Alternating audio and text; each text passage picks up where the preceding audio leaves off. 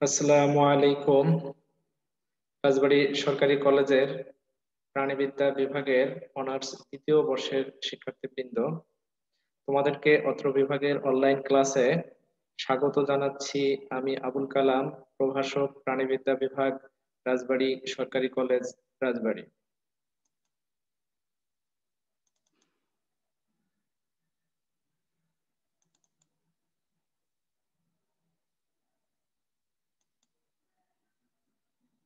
তো শিক্ষার্থীবৃন্দ, আশা করি তোমরা ভালো আছো। তোমাদের আজকের যে অনলাইন ক্লাস, এই অনলাইন ক্লাসটি আমরা যে বিষয়ের উপরে নিব, আমরা একটু সেটি দেখে নেই প্রথমে। তাহলে আজকের বিষয় হচ্ছে প্রাণীবিদ্যা। কোর্স কোড হচ্ছে 22-3101। কোর্সের শিরোনাম হচ্ছে প্রাণী বৈচিত্র্য 2 কোঅর্ডিনেটস। আজকের লেকচারের শিরোনাম হচ্ছে পাখির উড্ডয়ন অভিযোজন ও পাখির মাইগ্রেশন। তো প্রথমেই আমরা পাখির উড্ডয়ন অভিযোজন নিয়ে আলোচনা করব, তারপরে আমরা পাখির মাইগ্রেশন নিয়ে আলোচনা করব। তো আলোচনার শুরুতে আমরা আসি যে আসলে অভিযোজন কি। তাহলে অভিযোজন হচ্ছে কোনো প্রাণীর যে পরিবেশে বসবাস করে সেই পরিবেশে টিকে থাকার জন্য তার যে দৈহিক পরিবর্তনগুলি ঘটে, এই পরিবর্তনগুলি হচ্ছে তার অভিযোজন। আর উড্ডয়ন অভিযোজন হচ্ছে যে উড়ার জন্য, পাখি তো উড়ে, এই উড়ার জন্য তার দৈহিক কি কি পরিবর্তন ঘটেছে, অর্থাৎ কি কি দৈহিক পরিবর্তন ঘটার মাধ্যমে সে উড়তে সক্ষম হয়েছে, এটাই হচ্ছে উড্ডয়ন অভিযোজন। তো আমরা জানি যে পাখিতে এই উড্ডয়ন অভিযোজন আছে। আমরা একে একে পয়েন্ট আকারে দেখি। তো প্রথম পয়েন্টটি হচ্ছে দেহের গঠন ও আকার। আমরা চিত্রে দেখতে পাচ্ছি যে পাখির এই গঠনটা হয় অনেকটা স্পিন্ডল শেপড বলা হয়, spindle shaped, stream line body বলা হয়। স্ট্রিম লাইন মানে হচ্ছে উভয় প্রান্ত থাকে হচ্ছে সরু আর মাঝখানে থাকে অনেকটা চওড়া। এরকম স্ট্রিম লাইন বডি এদের উঠতে সহায়তা করে। 2 নম্বর পয়েন্ট হচ্ছে এদের অগ্রপদ ডানায় রূপান্তর। অর্থাৎ পাখির ক্ষেত্রে দেখা গেছে যে এদের অগ্রপদ দুটি ডানায় রূপান্তরিত হয়েছে, এবং এই ডানা কিন্তু সরাসরি এদের উড্ডয়নের সাথে জড়িত।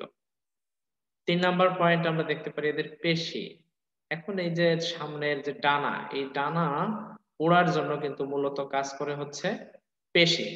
তো পেশিতে হচ্ছে যে পেক্টোরালিস মেজর এবং পেক্টোরালিস মাইনর নামে এদের উড্ডয়ন পেশি আছে। এই পেশির কার্যকারিতার ফলেই কিন্তু এদের যে যে ডানা, এই ডানার সাহায্যে এরা উঠতে সক্ষম হয়। অর্থাৎ এই শক্তিশালী ওড়ার উপযোগী শক্তিশালী পেশি থাকে এদের। 4 নম্বর হচ্ছে এদের যে পালক, পালকে ঢাকা একটা সংক্ষিপ্ত লেজ থাকে। এখানে একটি লেজ থাকে, এই লেজটি হচ্ছে পালকে ঢাকা থাকে। এই লেজের সহায়তায় এরা যখন উড়ে, তখন এরা হচ্ছে দিক দিক নির্ণয় করতে পারে, অনেকটা নৌকার বৈঠার মতো। নৌকার বৈঠার মতো এদেরকে দিক নির্দেশক, গতি নির্দেশক বা গতিরোধক অঙ্গ হিসেবে বিবেচনা করা হয়। অর্থাৎ যেমন দিকও এরা নির্ণয় করতে পারে লেজ দিয়ে, একইভাবে এরা গতি রোধও করতে পারে, এমনকি গতি এই বাড়িও দিতে পারে। এইভাবে গতি নির্দেশক অঙ্গ হিসেবেও লেজ ব্যবহৃত হয়। 5 নম্বর পয়েন্ট হচ্ছে বায়ুথলি। এদের দেহের অভ্যন্তরে এই 9টি প্রধান বায়ুথলি আছে, বায়ুপূর্ণ বায়ুথলি, যেগুলি মূলত এদের ফুসফুসের সাথে যুক্ত থাকে, ফুসফুস থেকেই সৃষ্টি হয়। এগুলি অক্সিজেনের পূর্ণ থাকে। এরা যখন ওড়ার সময় এই বায়ুথলি যেমন এদের দেহকে হালকা করতে সহায়তা করে, একইভাবে কিন্তু এরা অক্সিজেন সরবরাহ করে। অক্সিজেন সরবরাহ করার মাধ্যমে এদের যে শ্বাসক্রিয়া বা অন্যান্য শারীরবৃত্তিক প্রক্রিয়া, এগুলি কিন্তু সচল থাকে। তারপরে হচ্ছে ত্বক। এদের ত্বকটা পাতলা হয়, পাতলা ত্বক হয়, এবং সেই ত্বক হচ্ছে গ্রন্থি বিহীন হয়, কোনো গ্রন্থি থাকে না। তো এই গ্রন্থি না থাকার কারণে এবং পাতলা হওয়ার কারণে, হালকা হওয়ার কারণে এরা কিন্তু ভারী, এদের দেহ খুব একটা ভারী হয় না, ফলে এরা এই সহজেই উঠতে পারে। তারপরে এদের কঙ্কাল, এই যে আমরা দেখতে পাচ্ছি এর ভিতরে যে কঙ্কাল গুলি আছে, এই কঙ্কাল গুলি হচ্ছে বায়ুপূর্ণ হয়। এদেরকে এই নিউমেটিক বোন বলা হয়। নিউমেটিক মানে বায়ুপূর্ণ, স্বাভাবিকভাবে বায়ুপূর্ণ হওয়ার কারণে এদের দেহ হালকা হয়, যা এদের দেহকে সহজেই এই বাতাসে ভাসিয়ে চলাচলে অর্থাৎ উঠতে সহায়তা করে।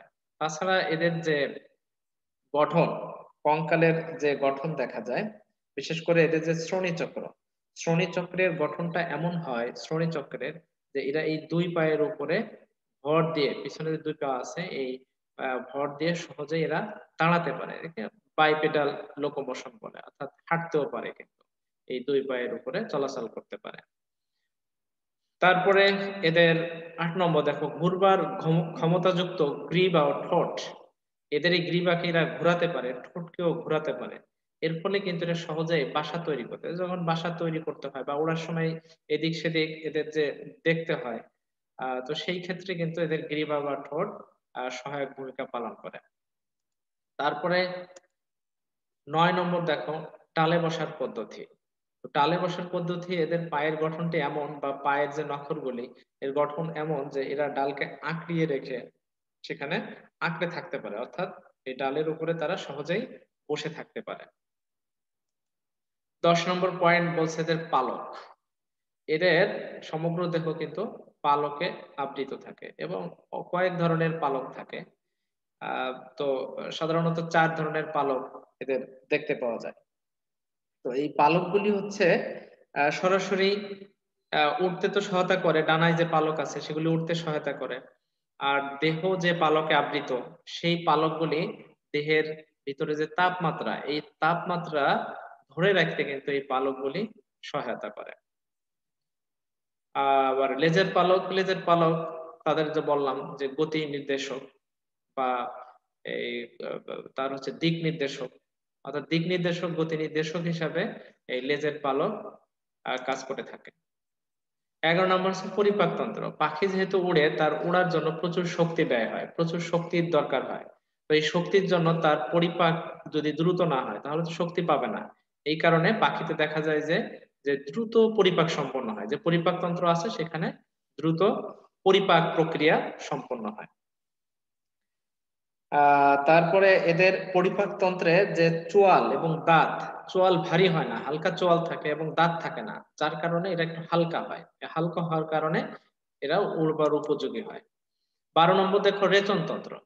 এদের রেচনতন্ত্র কিছুটা দেখো যে এদের এই হালকা অন্যান্য প্রাণীর তুলনায়, কারণ এদের মূত্রথলি নেই। এই মূত্রথলি না থাকার কারণে মূত্র জমে মূত্রথলিতে এদের দেহ ভারী হয় না, বরং ওই মূত্র থেকে পানি এই রেচন নালী কর্তৃক শোষিত হয়ে যে এই অর্ধশক্ত মূত্র, এই শক্ত মূত্র এরা মলের সাথে নির্গত হয়। এটা কিন্তু একটি গুরুত্বপূর্ণ এদের অভিযোজন।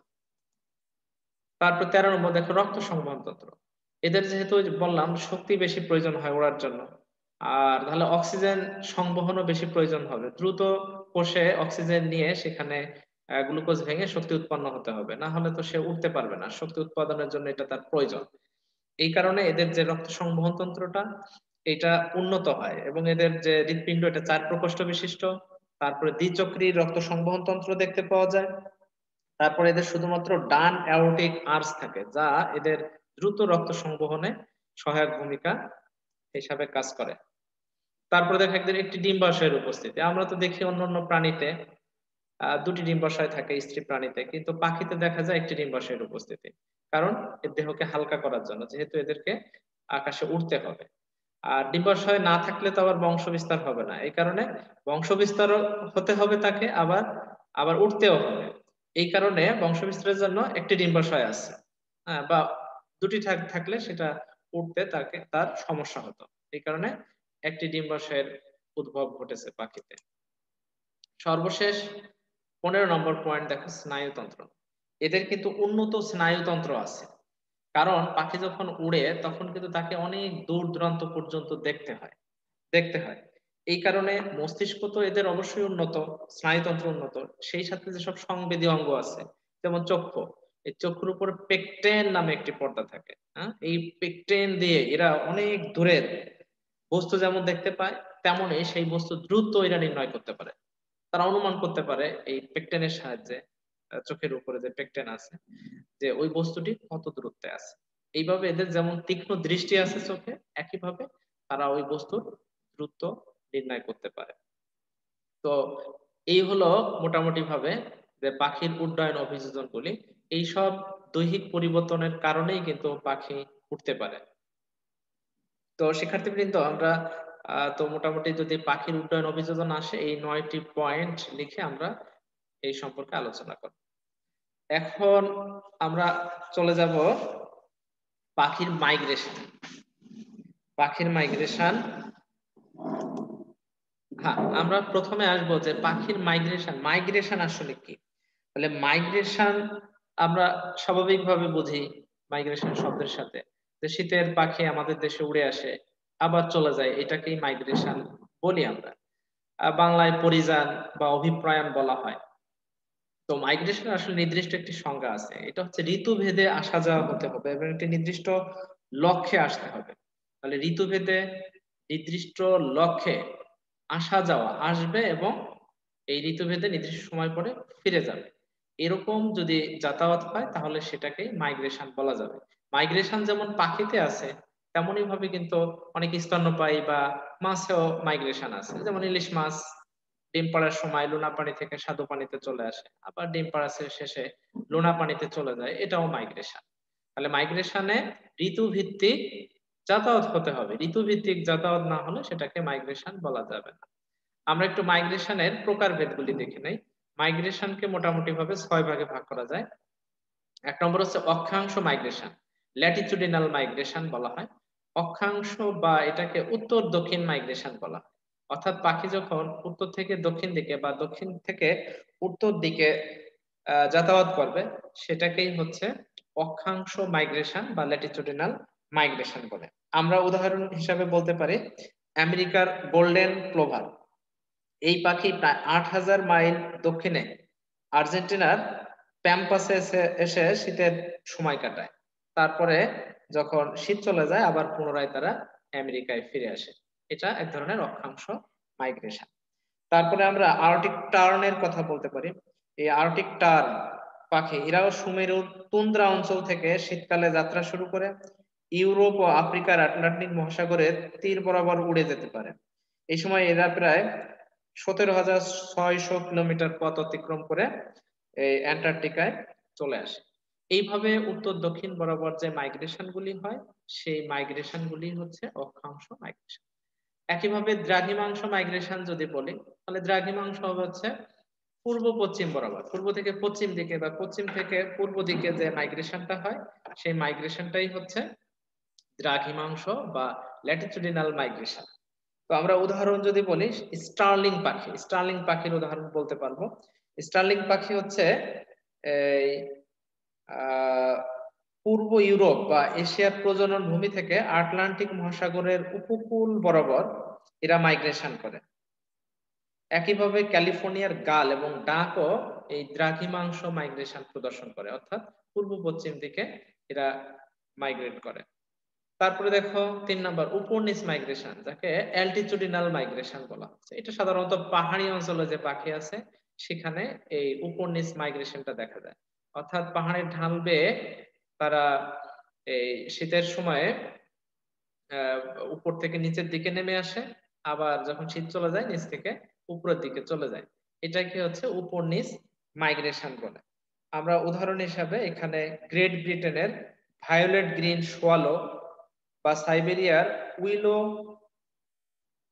টার্মিগানের কথা বলতে পারি, বা আর্জেন্টিনার গ্রেভস অফ ফুড পাখির কথা বলতে পারি। এরা এই পাহাড়ি এলাকায় উপনিচ অর্থাৎ অ্যালটিটিউডিনাল মাইগ্রেশন প্রদর্শন করে। তারপর ৪ নাম্বার দেখো ঋতুভিত্তিক মাইগ্রেশন অর্থাৎ সিজনাল মাইগ্রেশন।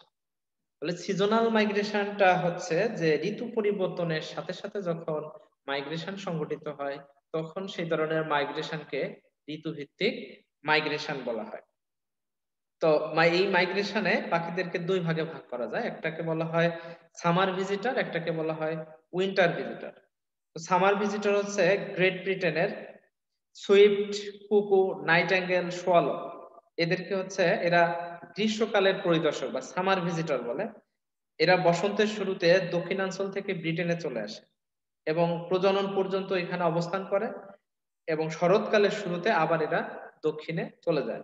অর্থাৎ এই গ্রীষ্মকালে তারা অর্থাৎ গরমের সময় তারা মাইগ্রেশন প্রদর্শন করে। এই কারণেই হচ্ছে এদেরকে এই সামার ভিজিটর বলা হচ্ছে। আবার উইন্টার ভিজিটর দেখা যায় snow bunting, red wing, field fair, এই সব পাখি হচ্ছে উইন্টার ভিজিটর।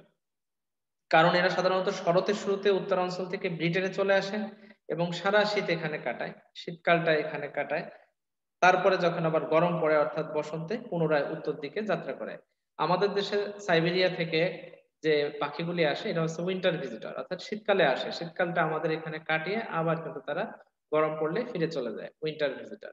তাহলে ঋতুভিত্তিক মাইগ্রেশনে কিছু আছে সামার ভিজিটর, কিছু আছে উইন্টার ভিজিটর। 5 নম্বর হচ্ছে আংশিক মাইগ্রেশন, পার্শিয়াল মাইগ্রেশন বলা হচ্ছে যেটাকে।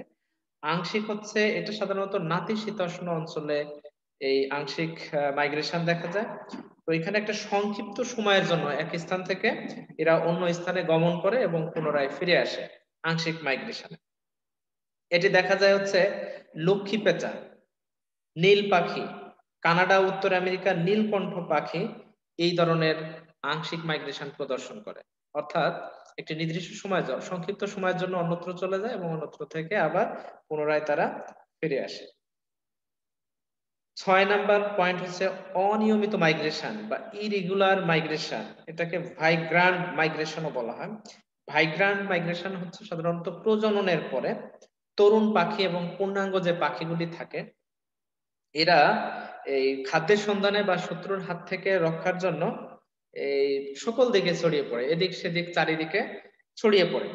অথবা দেখা যায় যে বিভিন্ন প্রাকৃতিক দুর্যোগের কারণে আবাসস্থল থেকে দূর দূরান্তে এরা চলে যায় এবং নির্দিষ্ট সময় পরে কিন্তু তারপরে আবার তারা সেখানে ফিরে আসে। এই ধরনের মাইগ্রেশনকে অনিয়ত বা ভাইগ্রান্ট বা ইরিগুলার মাইগ্রেশন বলা হচ্ছে। তো উদাহরণ হিসেবে আমরা হিরণ বা সামুদ্রিক সিগালের কথা বলতে পারি। এই সিগালে এই ধরনের অনিয়মিত মাইগ্রেশন দেখতে পাওয়া যায়। তাহলে এই হলো মোটামুটি 6 প্রকারের মাইগ্রেশন। তাহলে আমরা এই মাইগ্রেশন থেকে প্রকারভেদে এই প্রতিটার সংজ্ঞা এবং উদাহরণ সহ আমরা পড়ব। এইখানে মাইগ্রেশনের একটা চিত্র আমরা দিয়েছি, দেখো পাখির মাইগ্রেশন। অর্থাৎ এই যে পাখি এইভাবে এই দল বেঁধে এক অঞ্চল থেকে অন্য অঞ্চলে যাচ্ছে, আবার কিন্তু তারা ফিরে আসবে, একই পথে তারা ফিরে আসবে। এরপরে আমরা মাইগ্রেশনের কারণগুলি যদি দেখি যে আসলে পাখিরা কেন মাইগ্রেট করে, কেন পরিযায়ী হয়, এক অঞ্চল থেকে কেন অন্য অঞ্চলে যাবে আবার পুনরায় ফিরে আসবে, তার কিন্তু সুনির্দিষ্ট কিছু কারণ আছে। আমি এখানে 4টি কারণ উল্লেখ করেছি প্রধান। তার 1 নম্বর হচ্ছে পরিবেশীয় উদ্দীপনা। পরিবেশীয় উদ্দীপনা বলতে বোঝাচ্ছে সে যে পরিবেশে বসবাস করছে সেটা যদি প্রতিকূল হয়ে যায়, তার বসবাসের যদি প্রতিকূল হয়ে যায়। আর প্রতিকূল বলতে বোঝাচ্ছে হয়তো শীতের প্রকোপ বেড়ে গেল বা খাদ্যের ঘাটতি দেখা দিল বা শত্রুর প্রাদুর্ভাব দেখা গেল, শত্রুর আক্রমণ বেড়ে গেল। তাহলে এই যে পরিবেশীয় বাধাগুলি যখন দেখা যাবে তখন এই প্রতিকূল পরিবেশ থেকে সে অনুকূল পরিবেশে যেতে চাইবে ওই নির্দিষ্ট সময়ের জন্য। এই কারণে ওই অঞ্চল থেকে সে উড়ে অন্য অঞ্চলে চলে যাবে এই পরিবেশীয় কারণে, উদ্দীপনার কারণে। এবং নির্দিষ্ট সময় পরে তার যখন এই যে পরিবেশীয় কারণগুলি আর মূল আবাসভূমিতে থাকবে না, প্রতিকূলতা থাকবে না, তখন কিন্তু আবার সে ফিরে আসবে। তাহলে ধারণা করা হয় যে এই পরিবেশীয় উদ্দীপনার কারণে, অর্থাৎ খাদ্যের অভাব, তারপরে হচ্ছে শত্রুর আক্রমণ, অথবা এই যে বিরূপ জলবায়ু, এইগুলির হাত থেকে রক্ষার জন্য পাখিরা মাইগ্রেট করে থাকে। 2 নাম্বার পয়েন্ট হচ্ছে প্রজনন অঙ্গে উদ্দীপনা। তো পাখিদের যে প্রজনন অঙ্গ অর্থাৎ শুক্রাশয় ও ডিম্বাশয় যখন পরিপক্কতা আসে তখন দেখা যায় যে এদের দেহে অনেক শারীরবৃত্তিক পরিবর্তন ঘটে। এই পরিবর্তনটাই পাখিকে মাইগ্রেশনে উদ্বুদ্ধ করে। তো এটা গবেষণায় দেখা গেছে যে যখন পাখিরা যখন মাইগ্রেট করে তখন দেখা যায় যে তাদের এই যে জননাঙ্গ, এই জননাঙ্গ পরিপক্ক। এই কারণে ধারণা করা হয় জননাঙ্গ পরিপক্কতার কারণেই এরা মাইগ্রেট করে। 3 নাম্বার বলছে বিপাকীয় মতবাদ। বিপাকীয় মতবাদ বলতে বোঝাচ্ছে যে মাইগ্রেশনের পূর্বে পাখিতে প্রচুর পরিমাণে চর্বি জমা হয়, চর্বি জমে থাকে। তো এই চর্বির বিপাকীয় কার্যকলাপে যে পরিবর্তন সূচিত হয় যার ফলশ্রুতিতে পাখিরা মাইগ্রেট করে থাকে। অর্থাৎ এই চর্বির বিপাকীয় কার্যকলাপের ফলে পাখির দেহে যে পরিবর্তন ঘটে ওই পরিবর্তনটাই পাখিকে বাধ্য করে মাইগ্রেট হতে, অর্থাৎ মাইগ্রেশন। 4 নম্বর পয়েন্ট বলছে থাইরয়েড মতবাদ। থাইরয়েড মতবাদ হচ্ছে যে পাখিতে থাইরয়েড গ্রন্থি আছে যেখান থেকে থাইরক্সিন হরমোন ক্ষরিত হয়। আর উক্ত থাইরক্সিন হরমোন হচ্ছে পাখির দেহে এই বিপাকীয় কাজে ব্যাপক পরিবর্তন ঘটাতে সক্ষম হয়। তো দেখা গেছে যে যখনই এর থাইরয়েড গ্রন্থি থেকে থাইরক্সিন হরমোন ক্ষরণ বেড়ে যায় তখনই পাখিরা মাইগ্রেট করে থাকে। এবং যে মাইগ্রেটরি বার্ড যেগুলো অর্থাৎ পরিযায়ী পাখি তাদের দেহে কিন্তু অর্থাৎ যে রক্তে সেই রক্তে থাইরক্সিন হরমোনের ব্যাপক উপস্থিতি পর্যবেক্ষণ করা গেছে। অর্থাৎ এই হরমোনটাকেই দায়ী করা হয় যে এই হরমোনের কারণে এরা মাইগ্রেশনে উদ্বুদ্ধ হয়। তো মোটামুটি ভাবে এই 4টি পয়েন্ট আমরা আলোচনা করলাম এবং তোমরাও পরীক্ষাতে এই 4টি পয়েন্ট লিখে ব্যাখ্যা করবে মাইগ্রেশনের কারণ যদি আসে। এবারে আমরা দেখবো যে পাখির মাইগ্রেশনের সুবিধা কি। মাইগ্রেশনের সুবিধা কি আমরা সুবিধা অসুবিধা দুই দেখবো, অর্থাৎ পাখিরা যদি মাইগ্রেট হয় তাহলে কি কি সুবিধা ভোগ করে। তো 1 নম্বর হচ্ছে খাদ্যের সন্ধানের জন্য পাখি স্বল্প দৈর্ঘ্য দিন পরিহার করতে পারে। কারণ যদি দিন ছোট হয় তাহলে কিন্তু তাকে খাদ্য সন্ধান করাটা তার জন্য কষ্টকর হয়ে যায়। অর্থাৎ অল্প যদি দিনের দৈর্ঘ্য হয় অল্প সময়ে সে ব্যাপক খাদ্য সে অনুসন্ধান করতে পারে না। এই কারণে স্বল্প দিন পরিহার করে খাদ্যের সন্ধানের জন্য। তো নতুন যেখানে যাবে সেখানে দেখা যাচ্ছে দিনটা তুলনামূলক বড় হবে, ফলে সে খাদ্য সন্ধান করাও তার জন্য সহজ হবে। 2 নম্বর বলছি দীর্ঘ আলোককালের দিনে পাখি খাদ্য অন্বেষণের পর্যাপ্ত সময় পায়। হ্যাঁ, যদি যেখানে যাবে সেখানে দিনের দৈর্ঘ্য যখন বড় হবে সেখানে সে পর্যাপ্ত সময় পাবে খাদ্য অন্বেষণের জন্য। 3 নম্বর বলছে মাইগ্রেশন পাখির ডিম্বাশয় শুক্রাশয়ের বিকাশকে ত্বরান্বিত করে। এটা আবার দেখো যে যে উল্টা ভাবে বলতেছে, যদি মাইগ্রেশন যদি হয় তখন দেখা যায় যে তার শুক্রাশয় ডিম্বাশয় বেশি পরিপক্ক হচ্ছে। মানে আবার অন্যভাবেও কিন্তু এর আগে বলেছি যে শুক্রাশয় ডিম্বাশয়ের কারণে মাইগ্রেট করছে সে। তো যেটাই হোক আসলে এই মাইগ্রেশনের সময় তার ডিম্বাশয় শুক্রাশয় পরিপক্ক হয়, এর ফলে কিন্তু তার যে বংশধারা এই বংশ বিস্তারটা কিন্তু সহজ হয়। 4 নম্বর হচ্ছে মাইগ্রেশন অনেক পাখির অভিযোজনী ক্ষমতা বাড়ায়। অভিযোজন এর আগেই কিন্তু আমরা অভিযোজন নিয়ে পড়িয়েছি, অর্থাৎ টিকে থাকার ক্ষমতা, পরিবেশে টিকে থাকার ক্ষমতা। তো মাইগ্রেশন যখন করে তখন কিন্তু যে নতুন পরিবেশে যাবে সেখানে সে কিন্তু নিজেকে খাপ খাওয়াতে শেখে।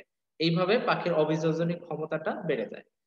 মাইগ্রেশন পাখির খাদ্যাভ্যাস পরিবর্তনে সহায়তা করে। খাদ্যাভ্যাস হচ্ছে তার মূল আবাস যেখানে ছিল, অর্থাৎ সাইবেরিয়াতে যদি আবাস আমরা ধরে নেই, মূল আবাস শীতের পাখি যেগুলি আমাদের দেশে আসে, তাহলে সেখানে যে খাদ্য ছিল বাংলাদেশে আসলে তো বাংলাদেশে ওই খাদ্য নাই, খাদ্য আলাদা। তো এখানে যখন আসবে এখানে কিন্তু সে পরিবেশ সেখানে বিরূপ, অতি ঠান্ডার হাত থেকে বাঁচার জন্য বাংলাদেশে আসছে। বাংলাদেশের ঠান্ডা কম কিন্তু খাদ্য তো আর সেই একই খাদ্য না। আর এখানে তাকে বেঁচে থাকতে হলে এখানে যে খাদ্য সেই খাদ্য কিন্তু তাকে খেতেই হবে। এইভাবে সে নতুন খাদ্য গ্রহণ করার মাধ্যমে তার খাদ্যাভ্যাস পরিবর্তন করতে পারে। অর্থাৎ মাইগ্রেশন পাখির খাদ্যাভ্যাস পরিবর্তনে সহায়তা করে। তীব্র ঠান্ডা ও ঝড়ো হাওয়া থেকে পাখিদের মুক্ত রাখার জন্য এরা মাইগ্রেশন করে।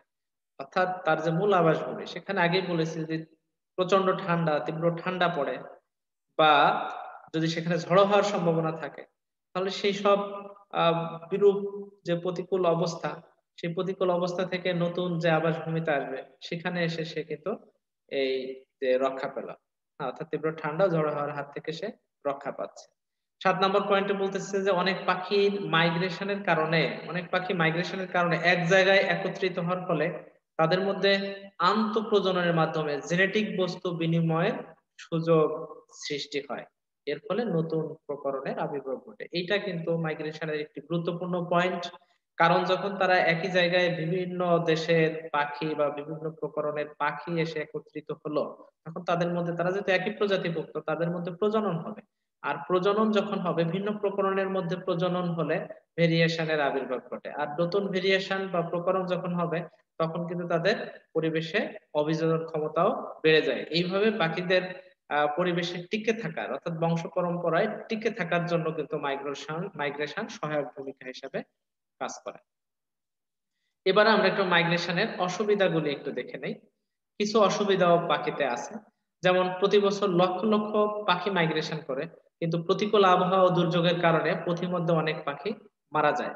অর্থাৎ সেই শুধু সাইবেরিয়া থেকে যখন বাংলাদেশে আসে তখন মাঝপথে এরা কিন্তু প্রতিকূল আবহাওয়া বা দুর্যোগের মধ্যে পতিত হতে পারে, কারণ বেশিরভাগ পাখি কিন্তু সাগরের উপর দিয়ে এদের রুট আছে।